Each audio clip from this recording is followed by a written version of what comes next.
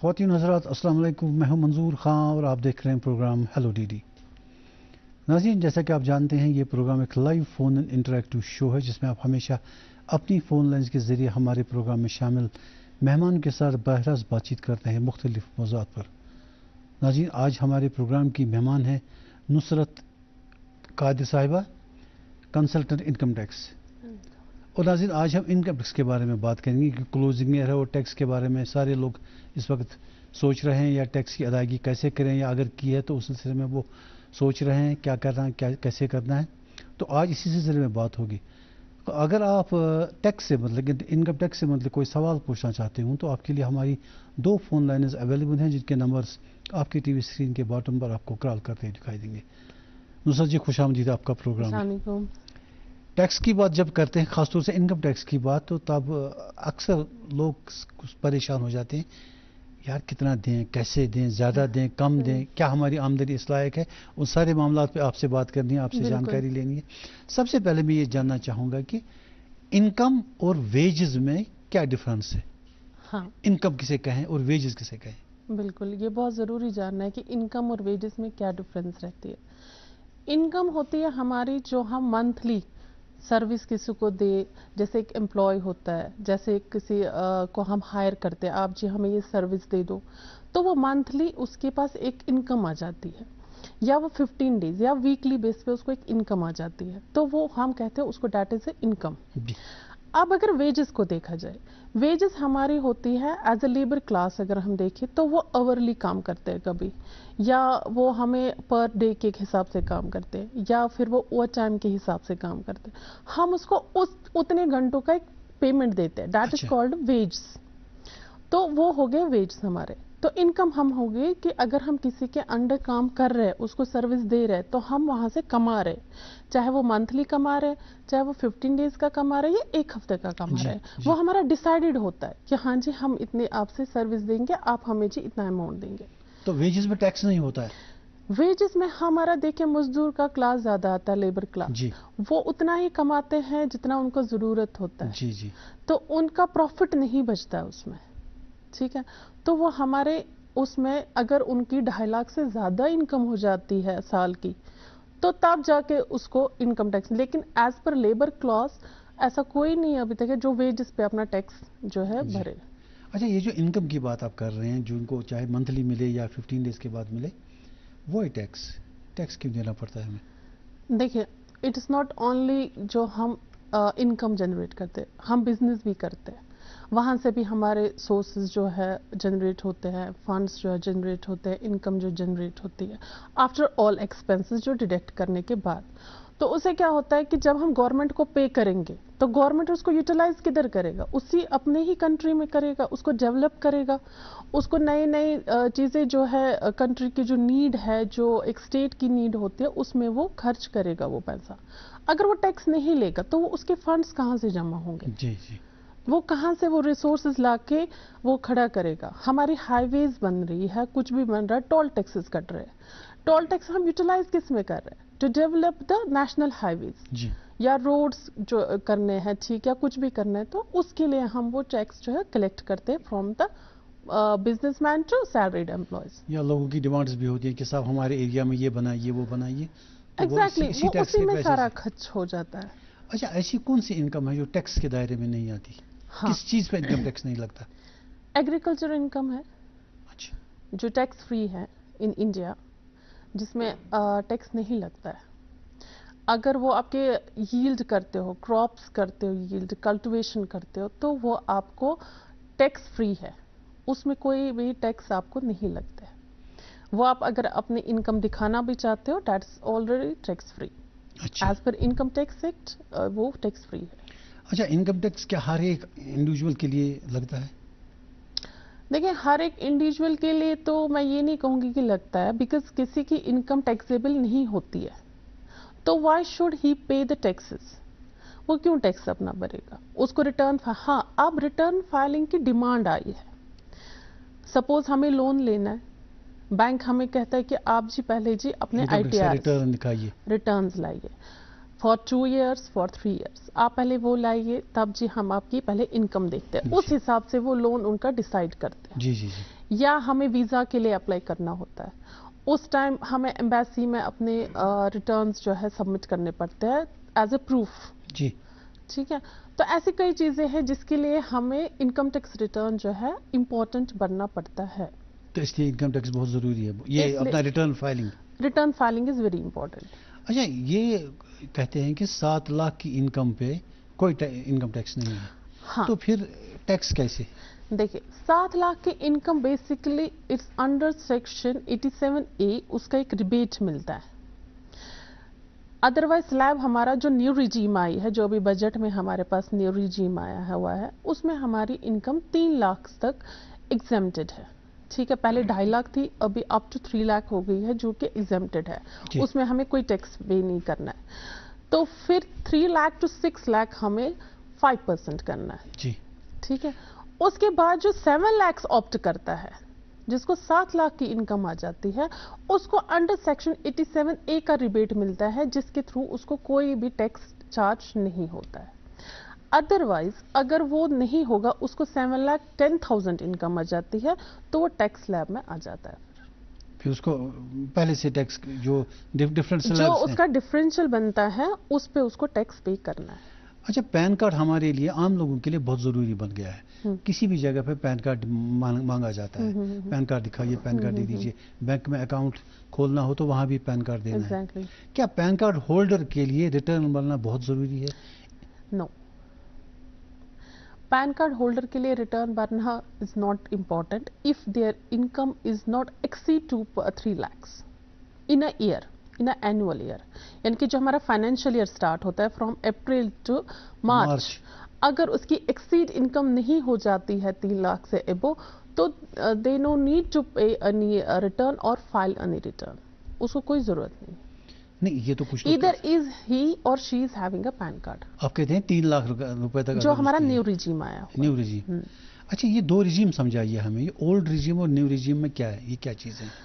Old regime is जहां हम under section 6A के तहत जो हमारे डिडक्शंस है वी कैन क्लेम, लाइक हमारे पॉलिसीज होती है, LIC policies, we can claim in the old regime. या हमारे पास ट्यूशन फी रिसीट्स होती है, या हमारी मेडिकल रिसीट्स होती हैं, या रेंट रिसीट्स होती है, या मेडिकल अलाउंस ये होते हैं हमारे प्रीमियम्स, ATG होता है, डोनेशंस होती है, तो हम उसको क्लेम कर सकते हैं इन old regime. But in new regime हम कुछ भी क्लेम नहीं कर सकते। उसमें हमारे लाइक अगर सैलरीड एम्प्लॉय है, उसके अलाउंसेस पहले होते थे तो वो हम एज एग्जेम्पशन लेते थे। बट इन न्यू रिजीम वैसा कुछ नहीं है, हम कोई भी डिडक्शन उसमें क्लेम नहीं कर सकते। बट ऐसा है कि बेनिफिट ऑफ न्यू रिजीम ये है कि उसमें स्लैब्स जो है वो कम की गई है। But in old regime as per जो हमारा पहला टैक्स स्लैब था उसी पे रिटर्न फाइल करना है। तो दिस इज द डिफरेंस। उसमें हम कुछ एग्जेम्पशंस ले सकते हैं, इसमें कुछ नहीं ले सकते। इसमें हमारे जैसे सैलरीड एम्प्लॉयज हैं, उनको स्टैंडर्ड डिडक्शंस मिलती है 50,000 रुपीज ऑन जो उनकी सैलरी होगी, ग्रॉस सैलरी।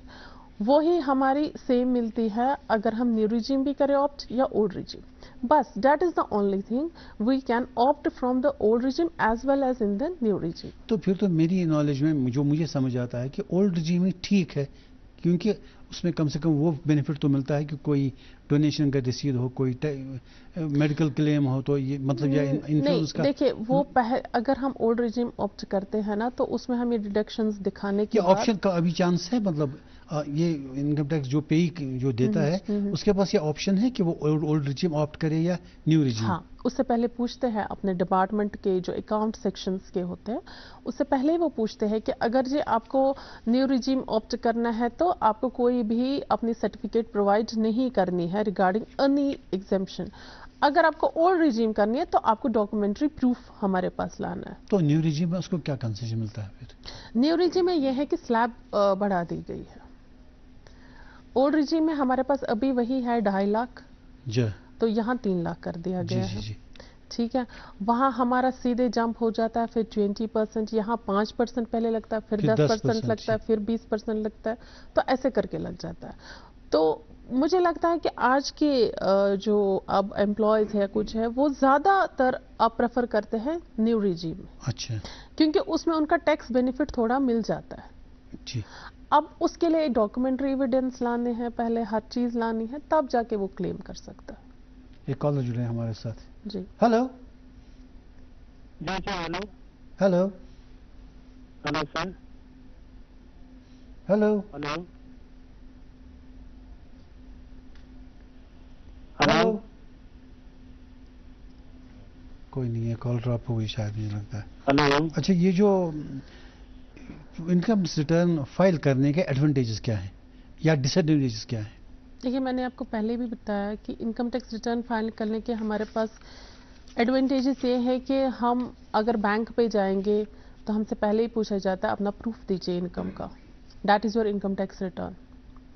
अगर हम वीज़ा के लिए अप्लाई करते हैं तो हमें पहले पूछा जाता है जी आप जी अपना जो है ये दे दीजिए नहीं, अगर इनकम उसकी टैक्स रिटर्न। टैक्सेबल आमदनी नहीं है, उतनी नहीं है, हाँ, तो क्या गवर्नमेंट करें? कहता है कि अगर आपकी टैक्सेबल इनकम नहीं है, लाइक 3 लाख आपकी साल की जो है इनकम नहीं जनरेट जी, होती जी। है, तो you no need to pay any income tax और you no need to return your file.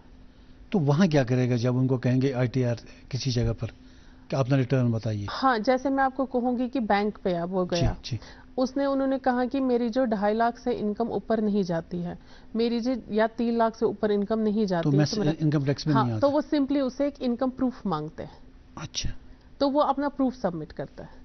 अब वीजा के लिए मैं कहूंगी, वीजा के लिए ऐसा कोई भी इंसान नहीं जाएगा जिसकी इनकम बिलो 3 लाख सही होगी, बात है, सही क्योंकि बात उसको फिर वीजा फॉरेन। मिलेगा ही जी नहीं। जी जी वहां पर हमें वो इतनी इनकम दिखानी पड़ती है विच इज अंडर टैक्सेबल। जी जी। अच्छा, ये जो आप कह रही हैं कि डिफरेंट स्लैब्स हैं, 3 लाख है या उसके बाद डिफरेंट स्लैब्स हैं, यहाँ से एक साइड से डिफरेंट स्लैब्स हैं, किसी का 5%, किसी का 10%, जी और वहाँ से 7 लाख तक कोई टैक्स नहीं है। इस पर हम थोड़ी देर में बात करेंगे। एक कॉलर जुड़े हैं। Hello hello hello hello hello. Hello हमारे स्टूडियो तक कोई आवाज़ नहीं आ रही है हेलो जी। तो ये जो हम कह रहे थे कि डिफरेंट स्लैब्स जो जिक्र कर रही हैं आप, उस पर लगता है कहीं 5%, कहीं 10%, लेकिन दूसरी साइड से 7 लाख में कोई टैक्स नहीं है, ये हाँ, भी एक। देखिए मैं आपको एक बात बताऊंगी, जिसकी सिर्फ 7 लाख इनकम हो, पहले हमारे 3 लाख ऑलरेडी एग्जेम्प्टेड है जो अंडर टैक्स नहीं आ रहे हैं। जी, अब 3 लाख के बाद स्लैब शुरू हो जाते हैं, 3 लाख के बाद 5 लाख वाली होती है। 5% वाली हमारी स्लैब स्टार्ट हो जी जाती जी, है, ठीक है, 5%। अप जी टू 6 लाख तक जी इन न्यू रिजीम, जी जो जी अभी हमारे बजट में नया ये आ गया। तो उसमें क्या है कि अब 5 जो है हमारा परसेंट अप टू 6 लाख तक चला जाता है। अब किसी की 7 ही लाख है इनकम, 7 लाख से ज्यादा नहीं है, तो ओवर एंड एबो देखा जाता है कि ओवर एंड एबो इसकी 7 लाख ही इनकम है।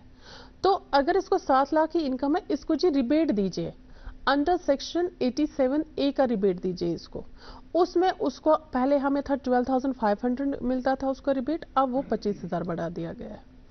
तो अगर किसी की 7,20,000 हो गई, 7,60,000 हो गई, 7,50,000 हो गई, तो उसको उस सेक्शन में उसको रिबेट मिल जाता है, लेकिन ओवर एंड एबो जी उसको देखा जाता है कि इतनी इनकम है। अब अगर किसी की उससे एक्सीड हो जाती है तो उसको फ्रॉम 6 लाख 3 जो हमारा आता है उससे स्लैब्स काउंट किए जाते हैं।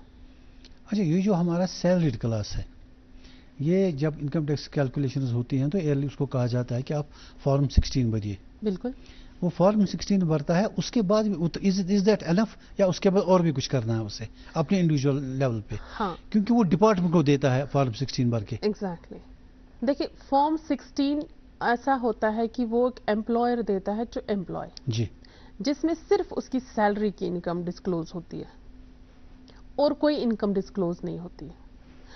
अब जब उसको रिटर्न फाइल करना होगा, उसको सपोज उसके पास सेविंग डिपॉजिट्स है, एफडीआर्स है, जिसपे वो अर्न करता है इंटरेस्ट इनकम, जी जी, लेकिन वो हमारे फॉर्म 16 में शो नहीं होता है, ट्रू। लेकिन उसको वो भी दिखानी है अपने रिटर्न में। फॉर्म 16 में भी? नहीं, फॉर्म 16 में सिर्फ सैलरी आ जाता है जी उसका, सैलरी का पार्ट आ जाता है जो डिपार्टमेंट उसको प्रोवाइड करता है, जी उस पे उसका टैक्स कटता है।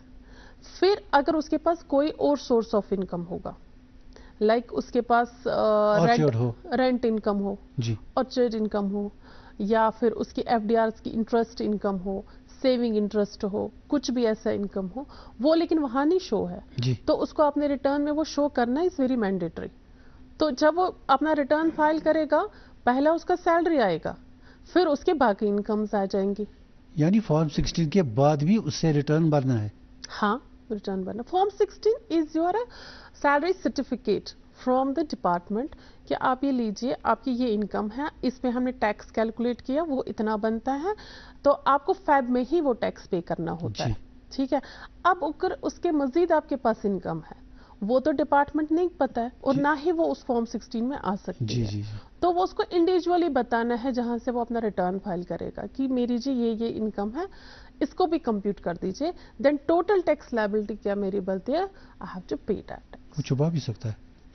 नहीं, आजकल पैन पे सारा शो हो रहा है। नहीं, जो उसकी ऑर्चर्ड की इनकम हो, ऑर्चर्ड इनकम नहीं शो होती है। अब एक चीज है कि अब वो भी ऑनलाइन हो गया है। मे बी यू नो कि अब हमारा निकलता है बाज़ाब्ता एक कार्ड निकलता है, किसान क्रेडिट कार्ड जिसको हम बोलते हैं। उस पे हॉर्टिकल्चर वाले हर वक्त लिखते हैं अब इनकम कितनी है, प्लांट्स कितने हैं, सब कुछ वो भी अब सारा ऑनलाइन आ गया है। जी, वो कॉल ऑनलाइन। हेलो, अस्सलाम वालेकुम। वालेकुम सलाम। नहीं सुना थी। हेलो, आवाज कम आ रही है स्टूडियो में।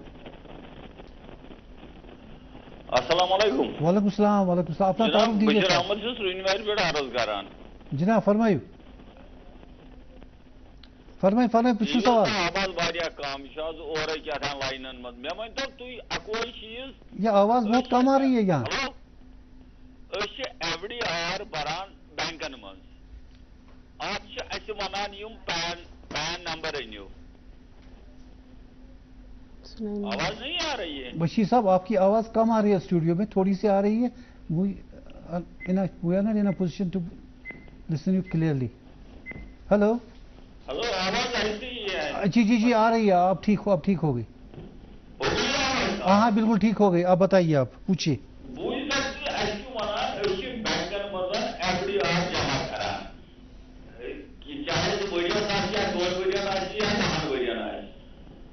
जी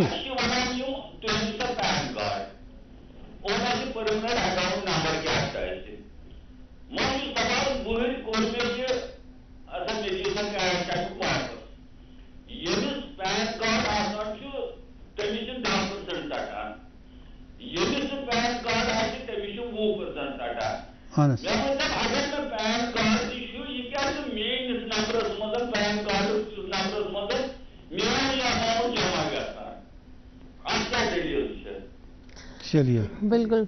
इन्होंने जो सवाल पूछा, एक्चुअली ये पूछना चाहते हैं कि हम पैन कार्ड मांगते हैं हमें बैंक, अगर हमने डिपॉजिट्स रखे एफडीआर, तो वो इसलिए मांगता है बैंक क्योंकि वो उस पर इंटरेस्ट इनको देता है जी। उस इंटरेस्ट का वो टीडीएस काटते हैं जो इनके पैन पे जमा होता है, जिसका ये कल की डेट में क्लेम कर सकता है। अच्छा, अपने रिटर्न फाइल के थ्रू कर सकते हैं। हाँ, और ये उसका रिफंड टीडीएस बैंक ही काटता है। वो टीडीएस बैंक काटता है, इनके पैन नंबर के अगेंस्ट वो जमा होता है। हाँ, 10% का जो इनको टीडीएस कटता है उस पे, उस इंटरेस्ट अमाउंट पे जितना भी इसको इंटरेस्ट मिलता है ईयरली, तो वो क्वार्टरली पहले उनका टीडीएस काटते हैं। ये एफडी पे ही होता है या सेविंग्स अकाउंट में? नहीं, ये एफडी पे इंटरेस्ट अच्छा, कटता है जी। तो इंटरेस्ट कटने के बाद उसको क्या होता है, वो इनके पैन पे उसको अपलोड कर देते हैं, जमा कर देते हैं उस टीडीएस अमाउंट को, सो डैट कल की डेट में अगर ये अपना रिफंड क्लेम करे थ्रू आईटीआर, जब ये अपना फाइल करे, तो वो उतना जो उसका टैक्स पार्ट कटा होगा, अगर कोई और इनकम नहीं हुई, बस यही एक इनकम हुई, तो वो उस उतने टैक्स का क्लेम कर सकते हैं और इनको वो रिफंड मिल सकता है और इनके बैंक अकाउंट में वो जमा हो सकता है। अच्छा नुसरत जी, जहाँ तक बिजनेस की बात है, बिजनेस क्लास की, किसी के पास मान लीजिए एक बड़ा बिजनेस एम्पायर है, ह्यूज फैक्ट्री, और दूसरा बिजनेस ओनर है जिसके पास एक दुकान है, दोनों इनकम टैक्स के दायरे में आते हैं, दोनों को इनकम टैक्स भरना पड़ता है। ये जो इनकम टैक्स फाइलिंग है, रिटर्न फाइलिंग, ये दोनों के लिए इम्पोर्टेंट है? दोनों के लिए इम्पोर्टेंट, ये दुकानदार के लिए भी? दुकानदार के लिए भी। आप आजकल देखते होंगे कि जीएसटी अब हर जगह भरना पड़ता है, हर किसी, पहले कुछ एग्जाम्पशंस थे जीएसटी में, आज की डेट में वो भी नहीं है। पहले हमें फैब्रिक पे नहीं देना पड़ता था, आज उसमें भी देना पड़ता है हमें। अच्छा, रिटर्न फाइलिंग बिजनेस की ग्रोथ में कैसे हेल्प करता है? हाँ, देखिए, फॉर एग्जांपल अगर हम रिटर्न फाइल अपना करते हैं, हम हर साल का रिटर्न फाइल करते हैं, हम गवर्नमेंट को ये दिखाते कि हमारे पास इतने जी टर्नओवर इतना हुआ हमारे साल का, उसके अगेंस्ट हमें इतना प्रॉफिट कमाया, तो वो टर्नओवर किसकी नजर में, वो क्लियर हो गया ना, वाइट हो गया सारा, in front of government, in front of any department, in front of any company. अब अगर उसको अपनी बिजनेस को ग्रोथ देनी है, वो किसी के साथ भी टाई कर सकता है टू शो द डॉक्यूमेंट्स कि मेरी जी ये नेटवर्थ है। अदरवाइज नेटवर्थ कहाँ से पता लगेगी उस बिजनेस की, जब तक कि वो उसको फाइनेंशियली प्रूफ नहीं देखा कि मेरी ये नेटवर्थ है बिजनेस। एग्जैक्टली। तो जब वो अपनी नेटवर्थ शो करेगा तो एग्जैक्टली तब उसके पास 10 सोर्सेज और खुल जाएंगे टू डेवलप टू या प्रमोट द बिजनेस, जो भी करना होगा। जी। इसलिए it is very mandatory to file up the return for the business growth. जी, आप अभी थोड़ी देर पहले बात कर रही थी व्हाइट हो जाता है पैसा, ये व्हाइट एंड ब्लैक कैसे डिफरेंशिएट करेंगे? क्योंकि ब्लैक मनी की काफी बातें हो रही हैं। हाँ, देखिए व्हाइट हमारा होता है अगर आपने बिजनेस करोड़ों का है, सपोज जैसे आप अभी कह रहे थे कि लार्ज बिजनेस किसी का होगा, बड़ा बिजनेस होगा, उसके पास अपनी कैपिटल होगी, अपना इन्वेस्टमेंट होगा, अपना इंफ्रास्ट्रक्चर होगा, अपना सब कुछ होगा, लेकिन वो उसको कहीं शो नहीं कर रहा होगा, तो वो हम कहेंगे ये जी ब्लैक है, बिकॉज वो किसी के इसमें नहीं है, उस पे ऊपर उसने कोई टैक्स नहीं भरा है जी। अब उसने सारी कुछ चीजें जो है कर दी है अपने रिटर्न में या फाइनेंशियल्स में इनकॉर्पोरेट कर दी है, सारा कुछ दिखाया हुआ, तो that is a white part, क्योंकि उसने उसके अगेंस्ट टैक्स दिखाया। जी। अब फॉर एग्जांपल मैं आपको एग्जांपल देती हूँ, किसी ने प्रॉपर्टी अपनी बेची, रजिस्ट्री हो गई, कोर्ट नोज, यू नोज, किसी को नहीं पता, लेकिन अब उसका भी टैक्स कटता है, इनकम टैक्स 1%। जितनी आपका स्टैम्प ड्यूटी लगती है, जितना आपका कंसिडरेशन अमाउंट है, जितनी भी सेल डीड बनती है, उसका 1% टैक्स कटता है, जो कि आपके पैन पे आ जाता है, तो आपकी प्रॉपर्टी वहां शो हो जाती है। ये वो रसीद जब वो उसमें देते हैं, जो पैसा देते हैं उस वक्त टैक्स, उसी में ये 1% इंक्लूडेड है। टैक्स भरना पड़ता है ऑन सेल अमाउंट, जितनी की वो उस प्रॉपर्टी अलग से भरना है या ऑलरेडी उसमें इंक्लूडेड है? अलग से भरना है, जितनी की वो स्टैम्प ड्यूटी देता है। नहीं, अलग से भरना है। 1% ऑन सेल अमाउंट जो डीड का होगा अमाउंट, उसका 1% इनकम टैक्स करता है, अगर if the property is above 50 lakh rupees, ठीक है, तो वो ऑटोमेटिकली पैन पे शो हो जाती है। जब वो पैन पे शो हो जाती है तो यू कैन नॉट हाइड कि मैंने जी कोई प्रॉपर्टी सेल ऑफ कर दी है या परचेज कर दी है। आजकल तो पहले पैन मांगते हैं। हाँ, दोनों सूरतों में वो पैन प्रॉपर्टी जो है परचेजर के भी पैन पे और बाहर जो सेलर है उसके पैन पे भी रिफ्लेक्ट हो जाती है जी। तो वो क्या है कि अब उसका भी फिर उसको टैक्स कैपिटल गेन देना पड़ता है। If there is any capital gain you have to pay the tax according to the जो भी उसका इंडेक्स एक्विजिशन हो जाता है, तो उसको भरना है।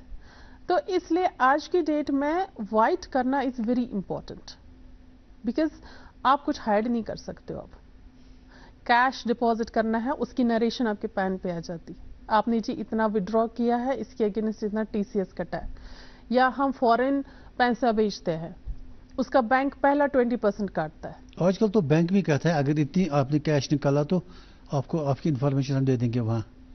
वही तो मैं कह रही हूँ आपसे कि पहले ही इंफॉर्मेशन पैन पे चली जाती है जी कि आपके एक्सीड लिमिट हो गई है कैश की, तो आपको क्या करना है, आपको वो टीसीएस काटेंगे, उस पर टैक्स कलेक्टेड सोर्स काटेंगे। तो वो क्या होता है फिर, अगर आपने बाहर पैसा भेजा, फॉरेन कंट्री भेजा टू सम पर्पस, तो उस पे भी बैंक पहला जो है टैक्स काटता है आपका।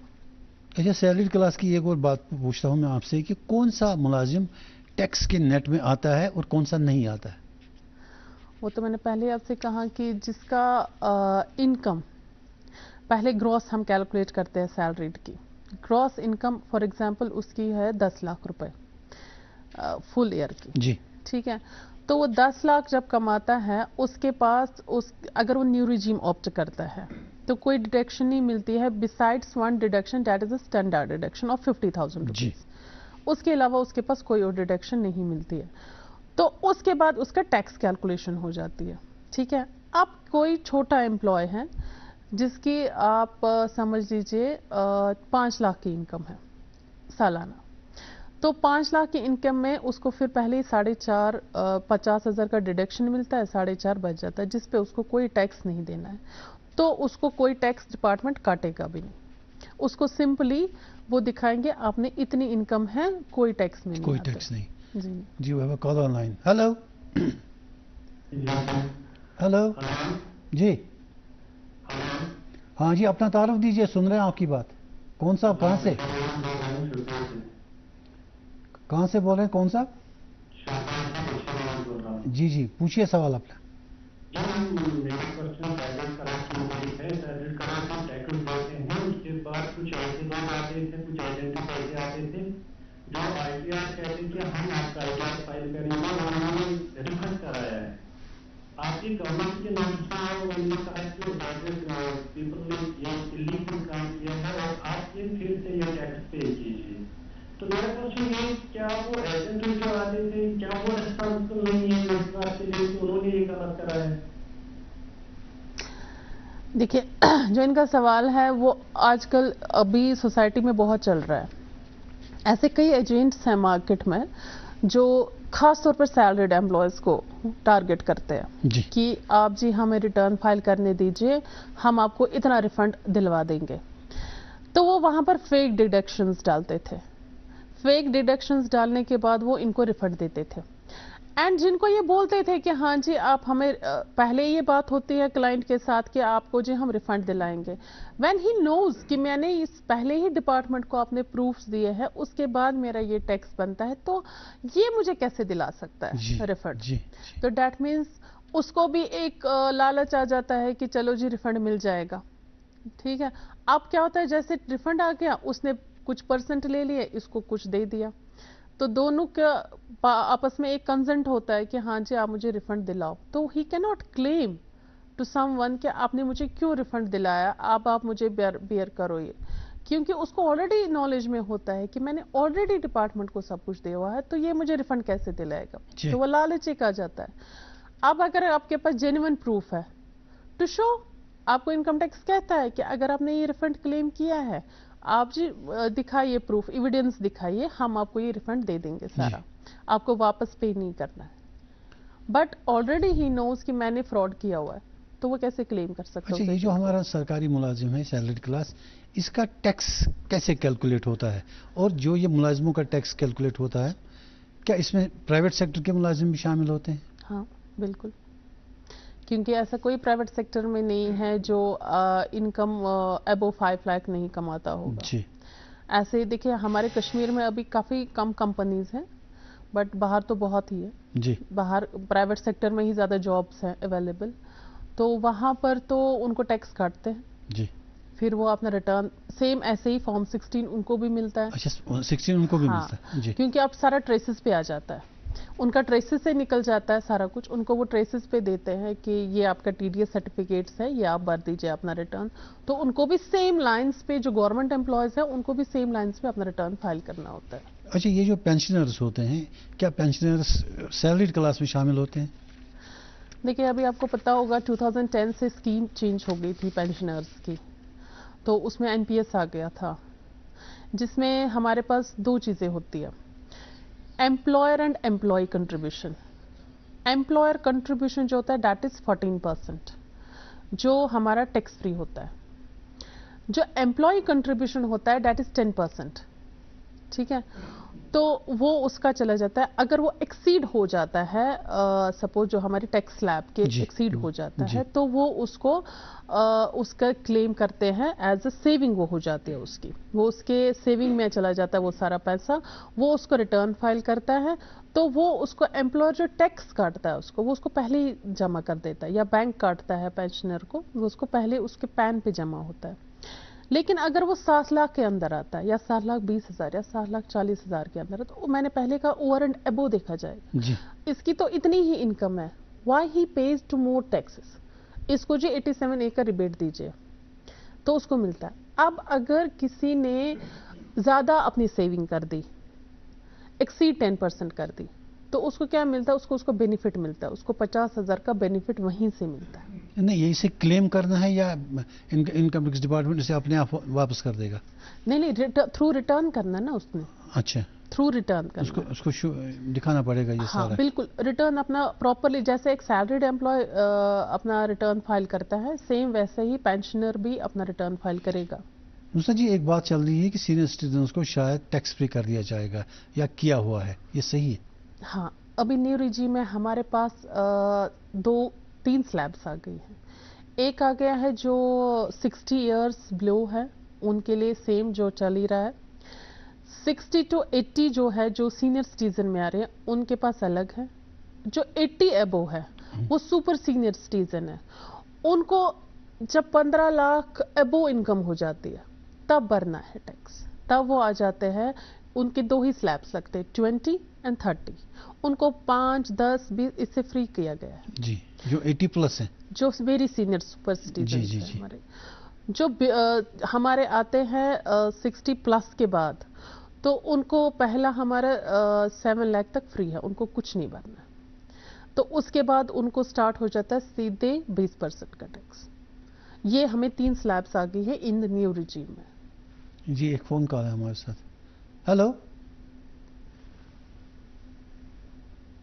हेलो, कॉल ड्रॉप हो गई। आज ज़्यादा कॉल ड्रॉप हो रहे हैं। अच्छा, सैलरी क्लास के लिए टैक्स एग्जेम्पशंस क्या है?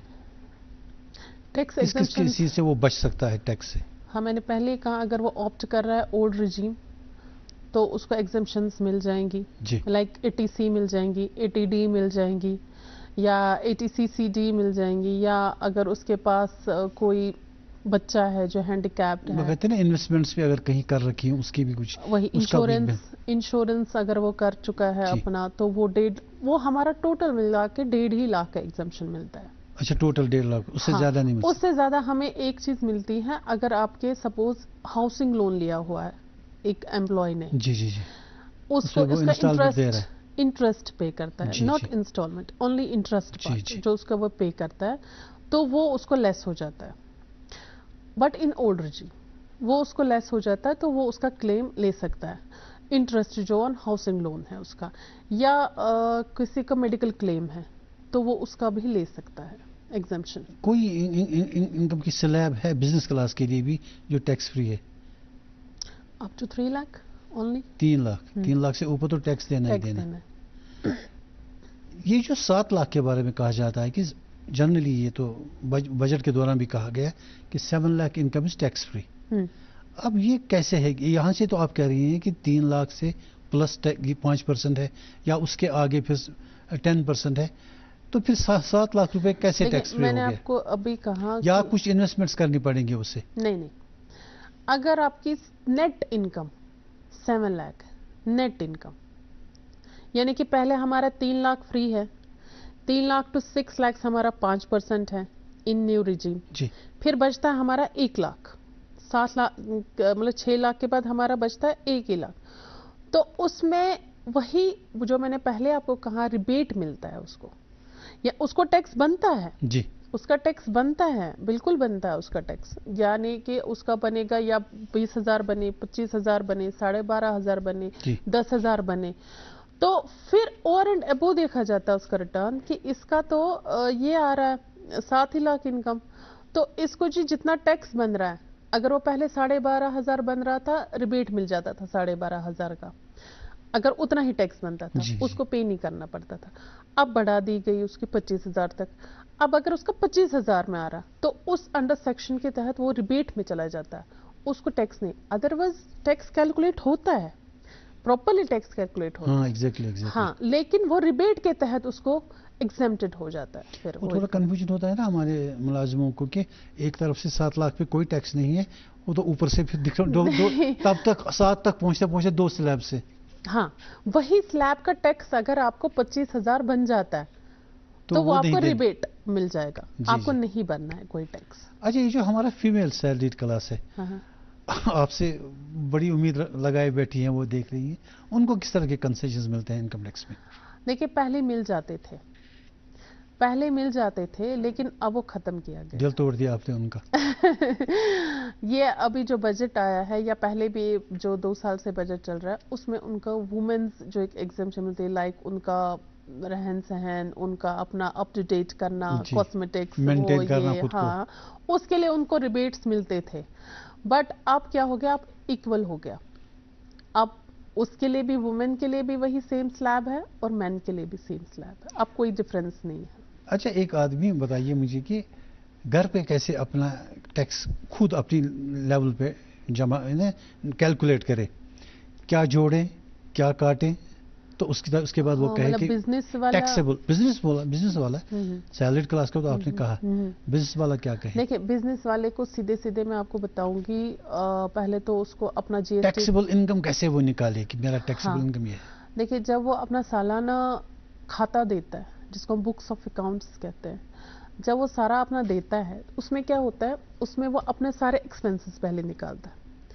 लाइक उसके नहीं, वो तो एक्सपर्ट्स को देता है, आप कहते हाँ, मैं कहता हूँ वो खुद कैसे कर सकता है? खुद भी वो कैलकुलेट करता है, क्योंकि उसने अपने ऑफिस का स्टाफ ऐसा रखा होता है। लाइक उसने करोड़ का टर्नओवर किया जी, उस पे उसने निकाला अपना पहला ग्रॉस प्रॉफिट, जिसको हम कहते हैं। ग्रॉस प्रॉफिट मींस कि अभी इंक्लूडिंग ऑल एक्सपेंसेस है वो, ठीक है। उस ग्रॉस प्रॉफिट में से फिर वो अपने एक्सपेंसेस निकालता है। लाइक उसका सैलरी एक्सपेंसेस है, उसका एस्टेब्लिशमेंट एक्सपेंसेस है, उसका इलेक्ट्रिसिटी है, फ्यूल है, इंश्योरेंस है, कुछ भी है, वटेवर, टेलीफोन है जी। वो सारा लेस करने के बाद उसको फिर बच जाता है सपोज 5 लाख या 6 लाख, तो उसको सिर्फ उतने पे टैक्स देना है, ग्रॉस पे टैक्स नहीं देना जी। हाँ, जीएसटी के अगर हम देखा जाए तो जीएसटी कहता है कि आपने टर्नओवर सपोज मंथली उसका रिटर्न फाइल करना होता है जीएसटी का, उसमें वो दिखाता है सपोज मैंने जी इतनी जी परचेज कर दी 50 लाख की, सेल हो गई मेरी 52 लाख की। जो 50 लाख पे उसने ऑलरेडी परचेज पे टैक्स दिया है, पहले वो क्लेम करेगा, फिर जो डिफरेंशियल बचता है उसका प्रॉफिट यानी कि जीपी जो बचता है, ग्रॉस प्रॉफिट जो बचता है, उस पे उसको टैक्स देना, वेदर इट इज इन 18%, 12%, 28%, जिस स्लैब में आएगा वो, जिस स्लैब में वो आ जाएगा जी। उसके बाद वो नेट प्रॉफिट निकालेगा फॉर इनकम टैक्स पर्पस। अच्छा, ये जो 50,000 का स्टैंडर्ड डिडक्शन है, ये सबके लिए अवेलेबल है? सबके लिए available, in old regime as well as in new regime. मतलब सैलरीड क्लास के लिए भी और बिजनेस क्लास के लिए? नहीं, बिजनेस क्लास को कोई है। स्टैंडर्ड डिडक्शन नहीं मिलती है। अच्छा, बिजनेस आपका होता है, देखिए ये अलग अलग रिटर्न्स होते हैं। पहला हमारा सबसे पहले टॉप पे आता है इनकम फ्रॉम सैलरी, फिर आता है हमारा income from business and profession, फिर हमारा आता है income from capital gains, income from house property, income from other source. तो ये ऐसे चलता है। अगर आप बिजनेस ऑप्ट करते हैं, बिजनेस है, तो आपको कोई स्टैंडर्ड डिडक्शन नहीं मिलती है। आपका पहले सारे बुक्स स्टडी किए जाते हैं, रिकंसलेट किए जाते हैं, सारी चीज़ें रिकंसाइल की जाती है, सारी चीज़ें आपके साथ डिस्कस की जाती है। उसके बाद जब हमारे बुक्स कहते हैं कि हाँ जी ये प्रॉफिटेबिलिटी में है, तो आपको टैक्स भरना है। If there is a loss, अगर लॉस है तो आपको लॉस का रिटर्न फाइल करना है, सो डैट आप आगे जाके वो कैरी फॉरवर्ड करें अपना लॉस इन नेक्स्ट ईयर। जब आप नेक्स्ट ईयर उस लॉस को कैरी फॉरवर्ड करेंगे तो आपके प्रॉफिट के साथ वो लेस हो जाएगा, और जब वो लेस हो जाएगा, अगर आपका प्रॉफिट टैक्सेबल फिर बन जाता है, जितना भी बनता है आपको सिर्फ उतने पे टैक्स देना पड़ेगा। अगर वो नहीं बनता है आपका टैक्सेबल आफ्टर द जो लेस ऑफ लॉस है, तो आपको कोई टैक्स नहीं भरना है। अच्छा, जो सेल्फ एम्प्लॉयड पर्सन है उसका टैक्स कैसे कैलकुलेट होता है? सेल्फ एम्प्लॉयड जैसे हो गया हमारा लाइक कोई भी अपना तो अपना जो काम शुरू करता है, कोई काम शुरू करता है एज अ प्रोफेशन, अगर हम लेके चले, जैसे डॉक्टर्स हैं जी, हम उनको लेके चलते हैं, डेंटिस्ट है, कोई भी है, हाँ क्लिनिक चलाता है, वो सर्विस रेंडर करता है, वो एक सर्विस लोगों को देता है। उसका ये है कि अगर उसने 10 लाख अपनी इनकम जो है, प्रोफेशनल इनकम जो है, वो सालाना कमाई, वो बिजनेस नहीं है, दैट्स अ प्रोफेशनल इनकम, तो वो हमारे अंडर सेक्शन 44 ADE में आ जाता है। अगर आपने वो कमाई है, वो प्रोफेशनल इनकम, तो आपको टैक्स भरना है, आपको अपना रिटर्न फाइल करना इज वेरी इंपॉर्टेंट। तो इस सिचुएशन में he has to be very honest कि इतना बना है, कोई ये भी कह सकता है कि मेरा इतना बना ही नहीं। हाँ, उसका क्या होता है प्रोफेशनल इनकम में, उस सेक्शन के अंडर उसको सपोज अगर उसने 10 लाख कमाए, 10 लाख उसको अपने एक्सपेंसेस उसमें ले जाता है, वो निकल जाते हैं उसके, मतलब 5 लाख एक्सपेंसेस निकल जाते हैं, 5 लाख पे उसकी इनकम बन जाती है, इट्स 50, ये डिवाइड हो जाती है उसकी प्रोफेशनल इनकम। तो जिसने भी एक साल में 10 लाख अपनी इनकम प्रोफेशनल कमाई, उसको रिटर्न फाइल करना ही करना है। ये हो गई एक बात। दूसरा, अब हमने कोई मकान रेंट पे दिया, हम रेंटल इनकम करते हैं, जी। जो लेट आउट प्रॉपर्टी हम देते हैं किसी को, तो हम रेंट लेते हैं। तो रेंट जो हम लेते हैं, अगर वो आपकी रेंट जो है एक्सीड कर जाती है आपकी 15 लाख या 20 लाख सालाना, तो आपको रिटर्न अपना फाइल करना है। आफ्टर उस पे भी एक डिडक्शन मिलती है जिसको हम स्टैंडर्ड डिडक्शन उधर भी बोलते हैं 30% ऑन रेंट इनकम। जो आपकी सालाना रेंटल इनकम आई है उस पे 30% का उसको पहले डिडक्शन मिलता है। 30% का deduction means all the expenses, और जो से म्युनिसिपल टैक्सेस भरे होंगे वो लेस हो जाते हैं। अगर आपने वाटर टैक्स भरा है, इलेक्ट्रिसिटी फी भरी है या कुछ भी भरा है, तो वो लेस हो जाता है। आपका म्युनिसिपल टैक्सेस आपके पहले लेस हो जाते हैं, फिर आपको स्टैंडर्ड डिडक्शन भी लेस हो जाती है उसमें 30% ऑन द रेंट इनकम। तो ऐसे होता है। अच्छा, मान लीजिए कोई रेंटेड अकोमोडेशन में किसी के 2 रूम है, ये प्लानिंग एंड ऑफिस से ट्रैवल एजेंसी कोई भी, तो वो ट्रैवल एजेंसी जब अपना रिटर्न भरता है तो उसमें वो रेंट के अगेंस्ट कोई कंसेशन ले लेता है?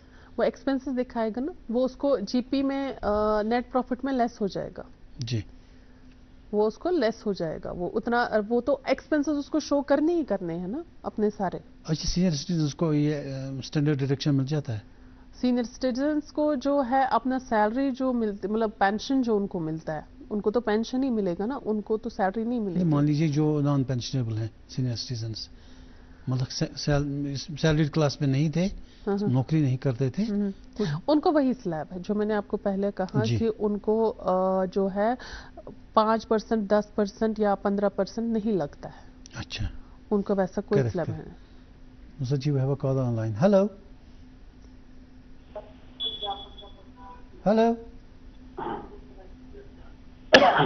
हेलो हेलो जी, अपना तारुफ दीजिए साहब। कौन साहब, कहाँ से?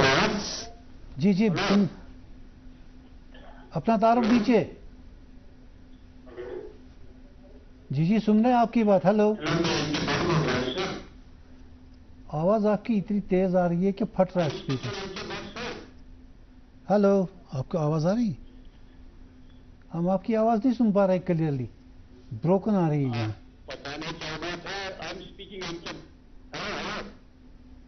I am speaking. हेलो, आवाज नहीं आ रही है बिल्कुल साफ यहाँ, इसलिए हम नहीं ले सकते आपकी कॉल सर।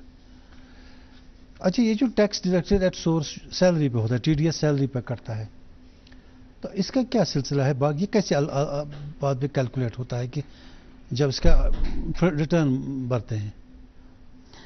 जब पहले इसका जो डिपार्टमेंट है वो हर मंथ की इसकी एक डिडक्शन करते हैं टीडीएस की। हाँ, करते हैं ऑन सैलरी जी। फिर वो अपलोडिंग होती है क्वार्टरली इसके पैन पे। फिर जब फरवरी का मंथ होता है उस पे होल सैलरी कैलकुलेट की जाती है कि अब कितना बच रहा है जी। उस पे जितना उस टाइम कैलकुलेट टैक्स होता है ऑन पार्ट ऑफ सैलरी, जो टैक्सेबल इनकम होगी उसकी, उस पे वो उसको उस टाइम पे करना होता है। अब किसी टाइम ऐसा हो जाता है कि वो पेएबल रह जाता है, वो पे नहीं हो पाता है इन टाइम, तो जब वो अपना रिटर्न फाइल करता है तो वो उस टाइम पे करता है वो टैक्स अगर ज़्यादा होगा, या सेविंग इंटरेस्ट उसको मिल जाता है। आजकल अब ऐसा है कि पोर्टल पे सारी चीज़ें आ जाती है। आपने सेविंग इंटरेस्ट कितना कमाया है साल में, आपने एफडीआर इंटरेस्ट कितना कमाया है साल में, तो वो उसको उसमें ले जाके फिर सारा कैलकुलेशन करके फिर जो टैक्स बनता है टोटल नेट टैक्स, तो वो उस टाइम उसको पे करना है। अब सैलरी पे जो टीडीएस उसको कटा, उसके बाद वो कैलकुलेट होके लेस हो गया उसको अल्टीमेटली फरवरी में जब वो करता है। तो मैं ये जानना चाहता हूँ, अगेन मेरे जहन में ये बात आती है, पहले भी मैंने आपसे पूछा है कि बार बार मेरे जहन में आता है कि क्या फिर भी इसको रिटर्न अपनी तरफ से भरना है कि या फॉर्म 16 उसके लिए अनफ है? फॉर्म 16 आपका रिटर्न नहीं है। पहले मैं थोड़ा सा ये कंफ्यूजन क्लियर करूं। तो मुलाजिमों को अपना रिटर्न भरना है। फॉर्म 16 आपको एक फॉर्म मिल जाता है जी, सैलरी का जी। ये एम्प्लॉयर ने आपका फॉर्म भरा है ऑन पोर्टल आपके पैन पे, ये आपका फॉर्म 16 है। उसमें क्या होता है, उसमें डिस्क्लोज हो जाती है आपकी सैलरी, उस पर कितना टैक्स बनता है वो भी, उतना कितना टैक्स बना है, टैक्स डिपार्टमेंट ही उसे काटता है ना, वो बाद में आगे इनकम टैक्स डिपार्टमेंट को। तो वो फॉर्म 16 हुआ, नॉट रिटर्न, वो फॉर्म 16 हम उसको बोलते हैं। यानी कि आपको डिपार्टमेंट देता है, हमने साल का आपका ये कैलकुलेट किया, ये टैक्स बना, ये हमने भरा, उसमें डिटेल आती है सैलरी की, उसमें कोई रिटर्न की डिटेल नहीं आती है। फिर वही फॉर्म 16 लेके आपको जाना पड़ता है अपना रिटर्न फाइल करना पड़ता तो रिटर्न भरना है हर सरकारी मुलाजिम है। को? हर साल रिटर्न काफी लोग कहते हैं ना कि फॉर्म 16 हो गया तो हमारा हो गया। नहीं नहीं, form 60 is just a form जिसमें आपकी डिटेल आ जाती है। अच्छा, आपका ये है, आपकी सैलरी इतनी है, इतना टैक्स बनता है, इतना कट गया है, आपने ये डिडक्शन दी, हमने ये ले ली। नुसरत जी ये बस। बड़ा इंपॉर्टेंट है क्योंकि बहुत सारे मुलाजमीन को मैंने देखा ये कहते हुए कि सर हमारा तो फॉर्म 16 हो गया तो हमारा तो अब रिटर्न को क्या करना। नहीं सर, वो बहुत ही गलत कंफ्यूजन है उनको। फॉर्म 16 एज सच कोई रिटर्न नहीं होता है। Form 16 is just a form जी, जिसमें आपकी डिटेल आ जाती है सैलरी की, दैट्स इट, और कुछ नहीं आता है। उस सैलरी डिटेल को आपको एज अ प्रूफ इनकम दिखाना है थ्रू रिटर्न, तो आपको रिटर्न तो भरना ही भरना है ना। अच्छा ये टैक्स लाइबिलिटी की कुछ नोटिस वगैरह भी आती है इनकम टैक्स डिपार्टमेंट बहुत से, आती है। वो किस तरह, वो किस सिचुएशन में आती है? देखिए मैं आपको बताऊंगी, ऐसा होता है कि आपके बैंक अकाउंट में आजकल केवाईसी चल रहा है हर जगह।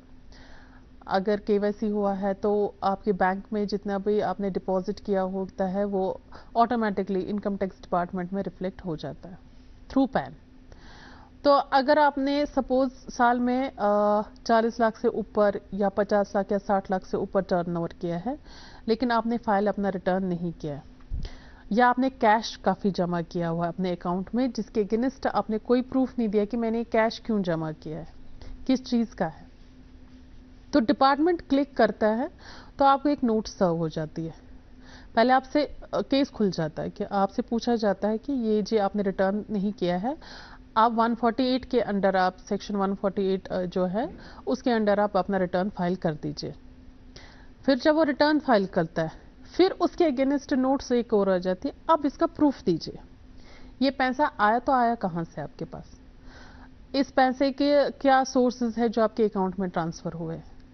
तो उसके बाद वो नोटिस के अंडर जवाब चलते रहते हैं। फिर जी। हमारे पास फाइनली एक ऑर्डर आ जाता है तो वो क्लियर करता है आपकी सारी चीज़ें।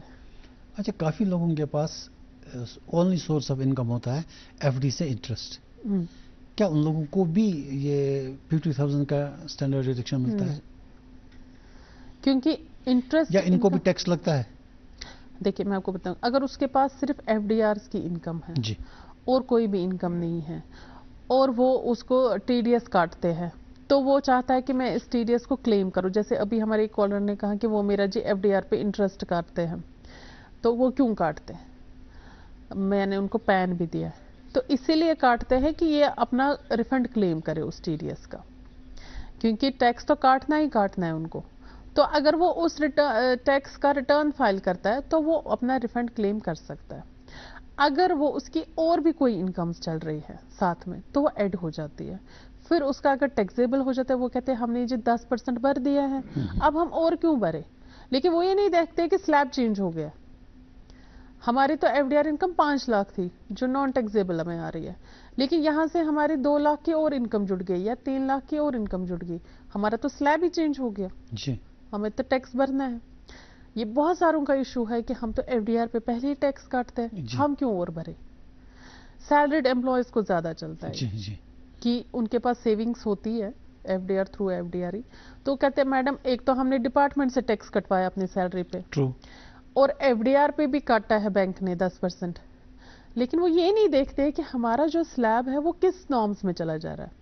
फिर हमें उनको समझाना पड़ता है कि आपका जी पहले ये था, सैलरी पे तो पूरा कटा हुआ है, जी, कोई शक नहीं है, फिर आपकी इंटरेस्ट इनकम आ गई जिस पे 10% कट गया, अब आपका स्लैब जा रहा है 20% में या 30% में, तो जो रिमेनिंग टैक्स रह रहा है वो तो पे करना है आपको, तो वही उसको उनको देना पड़ता है। वही उनको देना पड़ता है। अच्छा, और वो जो ऑलरेडी कटा हुआ है वो हम पहले ही लेते हैं उनसे। अच्छा आजकल ऑनलाइन पेमेंट्स होती हैं, लोग भी करते हैं या जो भी ट्रांजैक्शन होती है ज़्यादा, और चेक से भी पेमेंट होता है, तो दोनों में टैक्स कटने का क्या सोर्स है, सिलसिला है, ऑनलाइन से कुछ फ़र्क पड़ता है?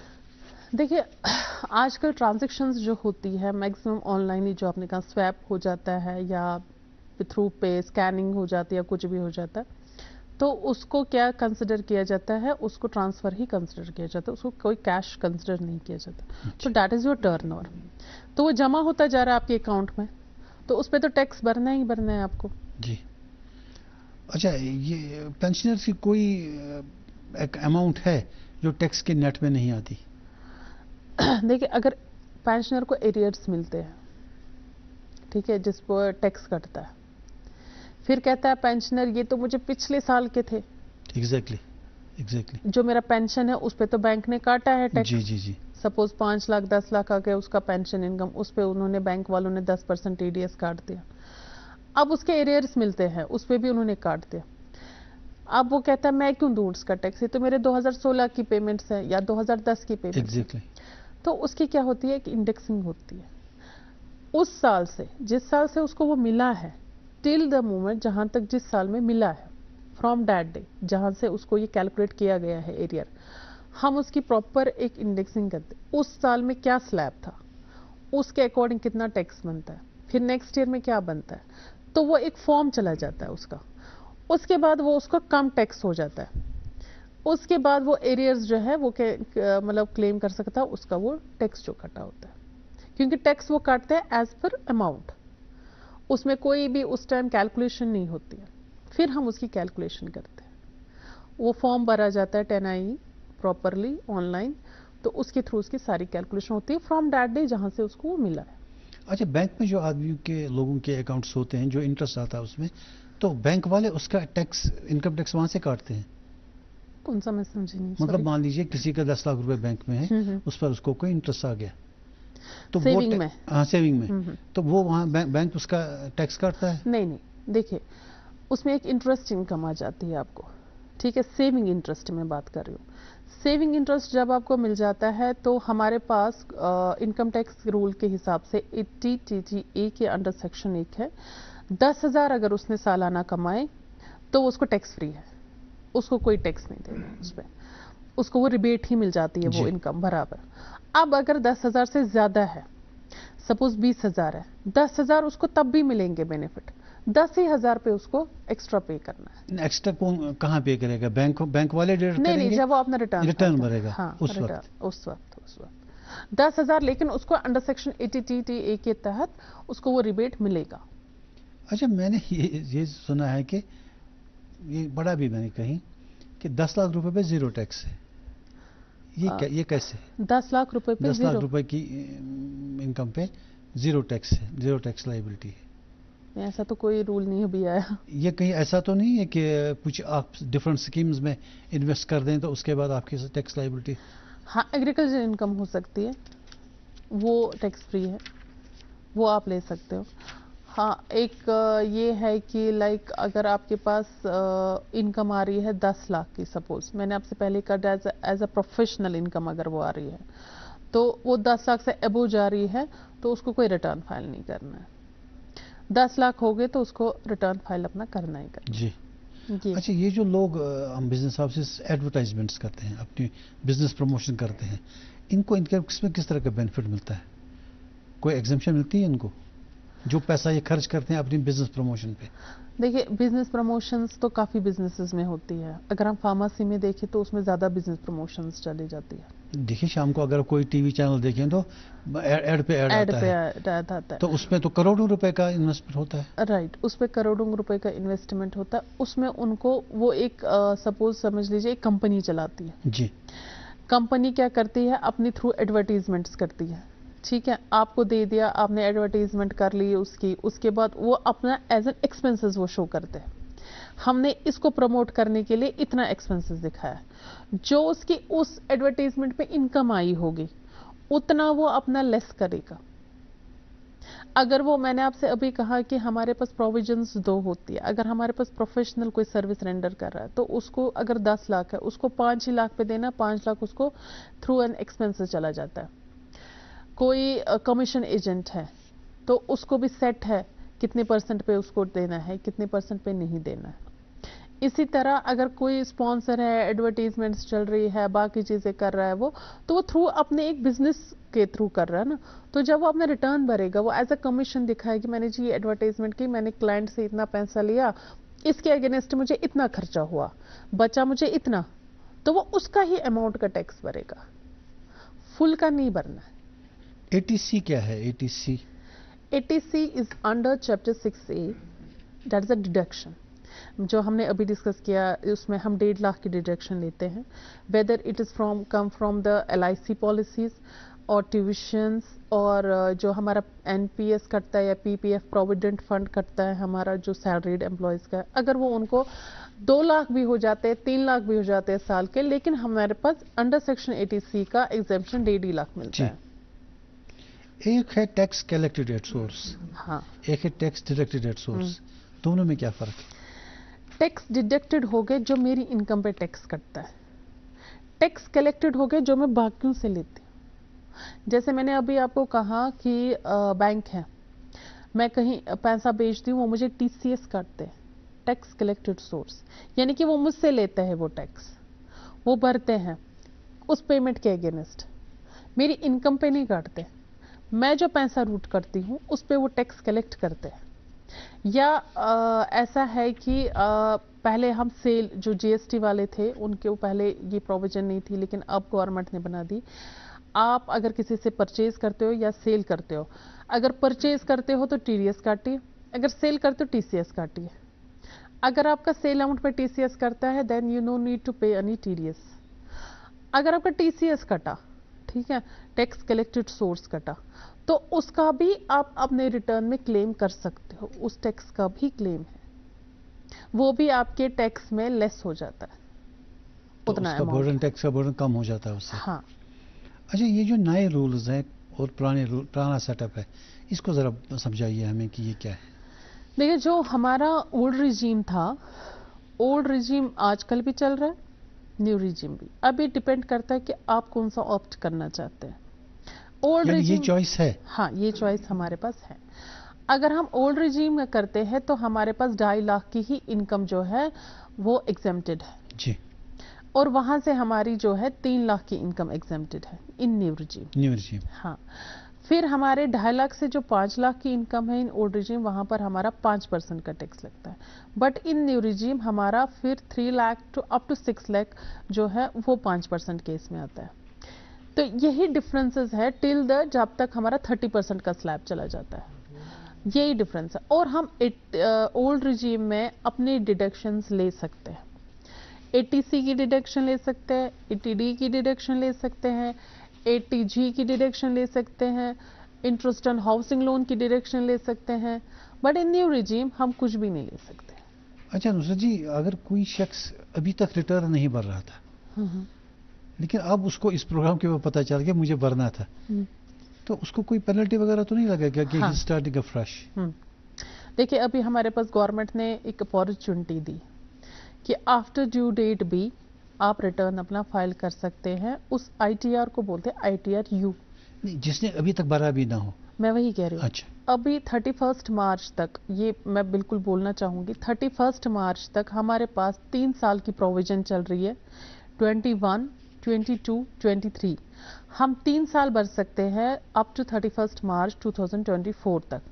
21 की डेट हमारे पास 31 मार्च 2024 तक चल रही है। 22, 23 हम आफ्टर 31 भी भर सकते हैं। उसमें यह है कि आप अपना 1000 की पेनल्टी देनी है आपको। अच्छा, अगर आपका टैक्स बनता है, एक वो टैक्स भरना है और उस टैक्स पे 25% और भरने हैं as a penalty. 25% of tax जो उसका बनता है, हाँ, वो और भरने हैं। मैडम बहुत शुक्रिया, आप हमारे प्रोग्राम में तशरीफ लाई और इनकम टैक्स के बारे में हमारे लोगों को जानकारी दे दी। काफ़ी सारा इसमें कंफ्यूजन रहता है लोगों को, कितना भरें कितना ना भरें। ये काफ़ी वास्ट है, इसमें काफ़ी चीज़ें। खासतौर से जो ये हमारे सैलरीड क्लास है वो ये कहते हैं कि अभी भरना है कि या 60 अनफ, फॉर्म 60 अनफ है। बहुत शुक्रिया, आप हमारे प्रोग्राम में तशरीफ लाई और information the. Thank you so much. और नाज़रीन, इसके साथ ही हमारे आज का प्रोग्राम ख़त्म होता है। इजाज़त दीजिए, खुदा हाफिज़।